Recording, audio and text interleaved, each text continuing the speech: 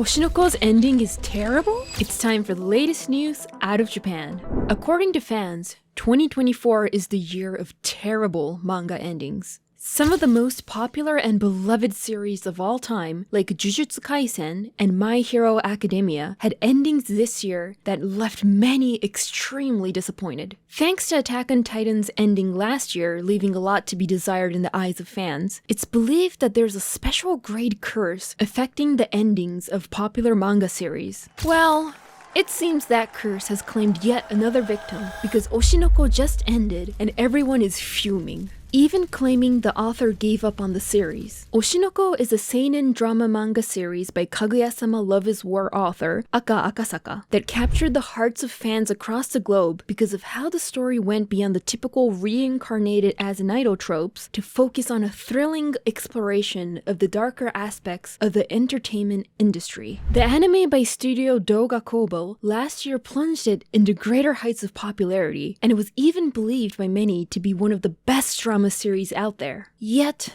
the reactions to the conclusion have been largely negative. Well, really all negative. The final chapter started with Aqua finally facing his father, Hikaru, after the first screening of the 15-Year Lie, a biopic Aqua created to reveal the truth of Ai Hoshino's life and death. Aqua hoped to expose his mother's struggles and the secrets that led to her murder, seeking justice in his own way. During the confrontation, Hikaru admits to his involvement in Ai's death. Aqua then gives him a recording where Ai confesses her genuine love for Hikaru, leaving him overwhelmed with guilt. Later, Aqua discusses Hikaru's confession with Akane and realizes that Hikaru may not be behind every murder linked to Ai's life. He suspects another former member of B Komachi, Ai's idol group, may be connected to the other crimes. Meanwhile, Nino, overcome with grief over Ai's death, becomes fixated on killing Ruby, whom she sees as surpassing Ai's talent and spirit. When she attempts to attack Ruby, she accidentally stabs Akane, who had been disguised as Ruby and protected by a vest. Nino's plot is exposed, and before being detained, she discloses the depth of Hikaru's manipulation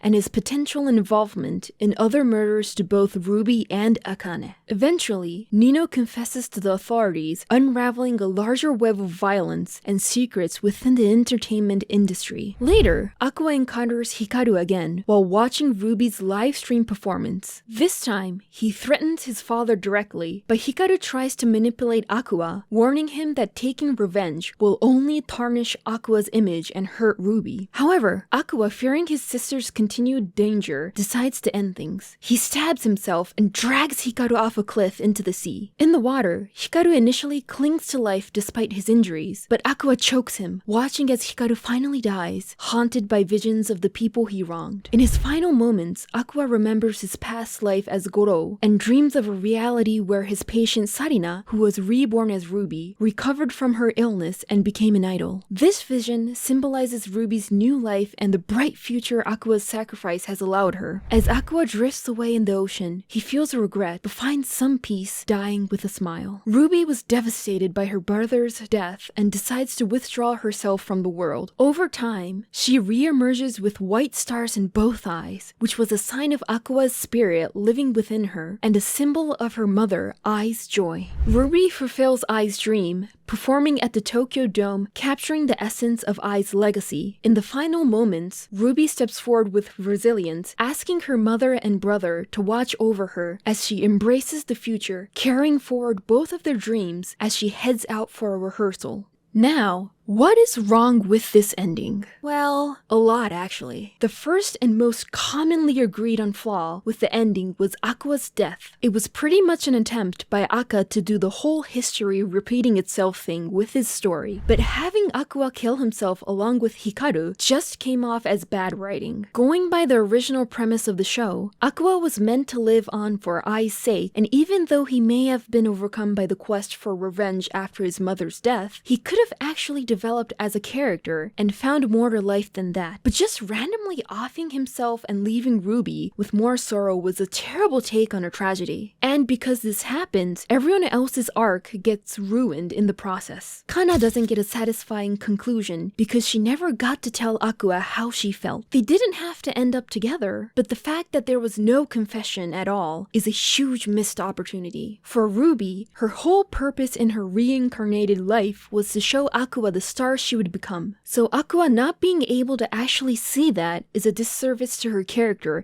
in the highest fashion. Along with the fact that she did not get nearly enough screen time as her brother, she's been sidelined through this entire story, and it's no surprise that some fans are calling her the worst main character in anime history. Fans are absolutely infuriated by the ending of Oshinoko, and given the fact that his other 3 popular manga series had endings that many considered garbage, it's now believed that Akasaka is incapable of writing a good conclusion. Which is sad to say, but that's the feelings of fans right now. A fan pointed out how everything that played out in the manga ended up having no moral or thematic worth, as they said. Oshinoko, moral of the story: burden yourself with guilt, anger, resentment, regret for your entire life, and then die with those feelings amplified. Live for others, never yourself. Offing yourself is a good solution to protect your loved ones. Have everyone you love suffer. Some fans are hilariously implying that the popular Oshinoko meme may have been a form of foreshadowing for its eventually horrible ending. On top of that, fans are making more memes to make fun of the series. Dedicated fans are the ones most affected by this fall-off, and they've begun reacting in extreme ways to this conclusion. A fan literally set his Oshinoko manga copy on fire in a display of frustration. Can't believe I spent 4 years of my life reading this garbage weekly. These were the words of a fan who, like many others,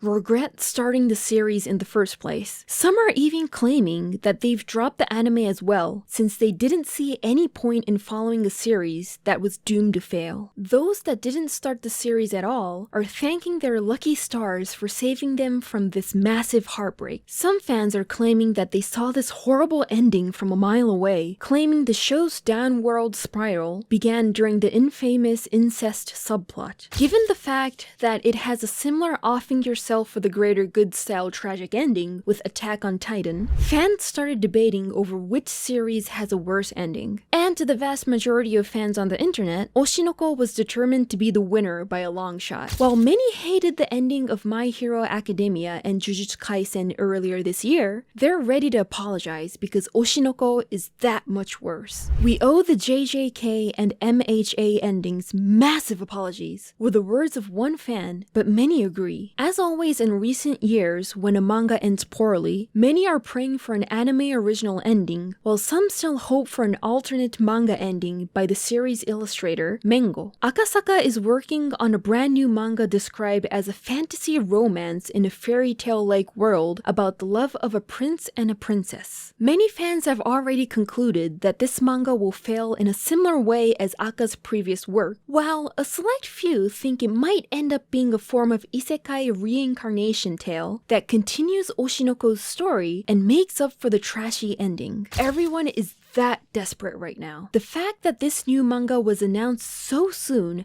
has convinced fans that Akasaka got bored of writing Oshinoko, which was why he rushed the ending to start up his new manga series. Well, regardless of whether that's true, we can only hope that he doesn't fumble another story. In other news, Dandadan's censored version is insane!